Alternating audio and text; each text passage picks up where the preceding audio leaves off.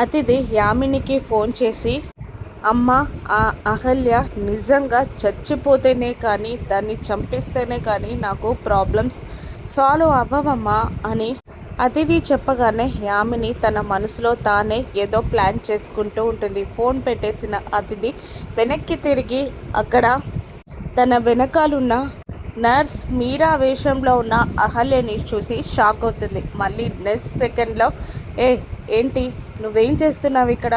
నా వెనకాల వచ్చి నా మాటలన్నీ దొంగతనంగా వింటున్నావా? నువ్వు నర్స్వేనా లేదంటే దొంగవా అని అతిథి మీరాని తిట్టగానే మీరా, అదే అహల్య, లాగిపెట్టి ఒక్కటి కొడుతుంది అతిథిని. దాంతో అతిథి షాక్ అవుతుంది. తన చెంపపై చెయ్యి పెట్టుకొని, ఏయ్, నన్ను కొట్టడానికి నీకెంత ధైర్యం అని అంటుండగా, నువ్వు మనిషివా పశువా? నువ్వు చేసే పనులని నేను ఇంతకు ముందే వినేశాను. ఇది లాస్ట్ ఛాన్స్. నువ్వు కనుక నీ పనులు ఆపకపోతే నీ గూర్చిన నిజాలన్నీ బయట పెట్టేస్తా అని అహల్య, అదే మీరా, అతిథికి వార్నింగ్ ఇచ్చి అక్కడి నుండి వెళ్ళిపోతుంది. అతిథిని మీరా కొట్టడం గౌతమ్ చూసి షాక్ అవుతాడు.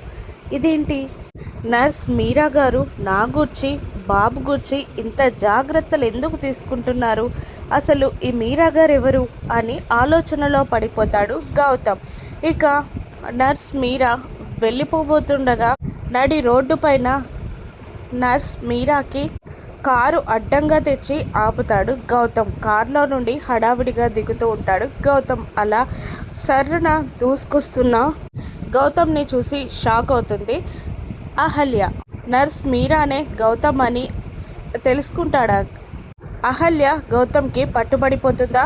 రాను ఎపిసోడ్స్లో చూద్దాం. Thank you for watching.